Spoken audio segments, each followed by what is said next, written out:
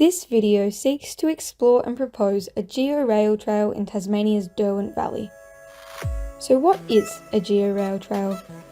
A rail trail is a multi-purpose path primarily aimed at walkers and cyclists, which follows an inactive or abandoned railway corridor.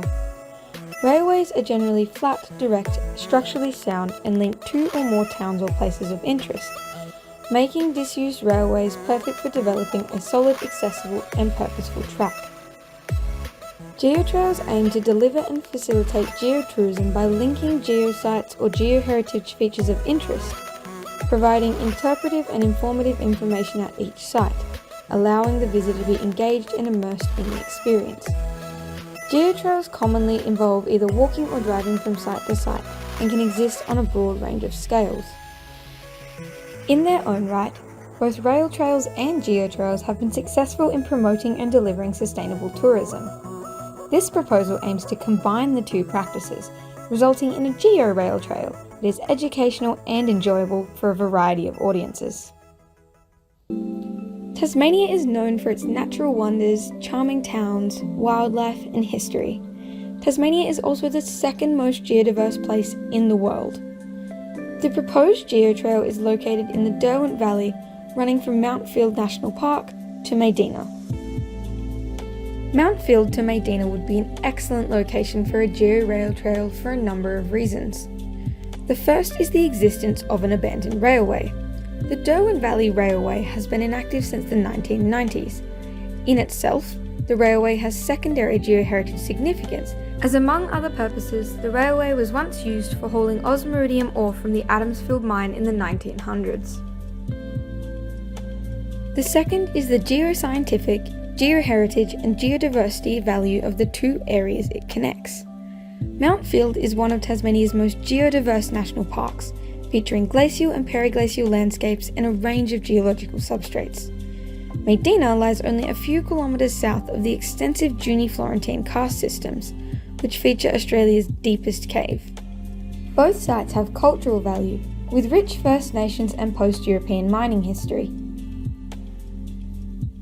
The third is the current touristic and potential geotouristic value of the sites. Being one of Tasmania's oldest and most accessible national parks, Mount Field is a popular tourist destination year-round. On the other hand, Medina has only recently become a tourism hotspot, since the opening of the renowned Medina Bike Park in 2018. When using Kubalakova's 2013 Geomorphosite assessment for geotourism purposes, Medina and Juni Caves and Mount Field National Park score highly, respectively scoring 11.25 and 12.5 out of 17. To give you an idea of how this geotrail may look, I've used GIS and Avery to create a flyover of the trail.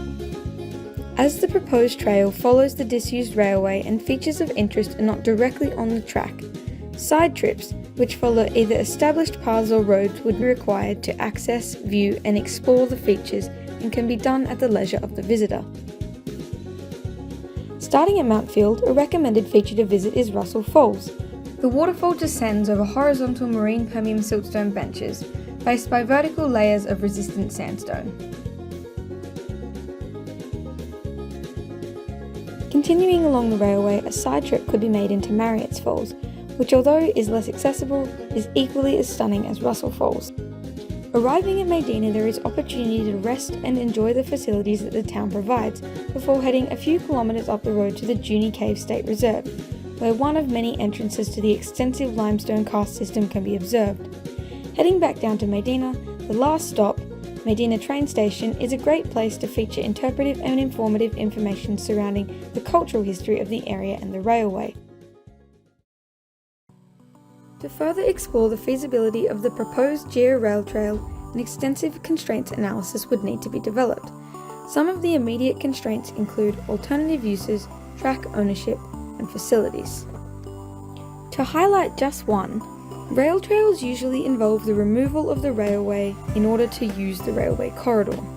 As sections of the railway have alternative use, with rail track riders operating out of Medina and the railway itself having historic value, it may be more appropriate that some or all of the track is built next to the railway or diverted around sections with alternative use. Although both sites are currently highly valued for their touristic and recreational potential, there is little information surrounding the area's incredible geoheritage, leaving lots of room for geotouristic development.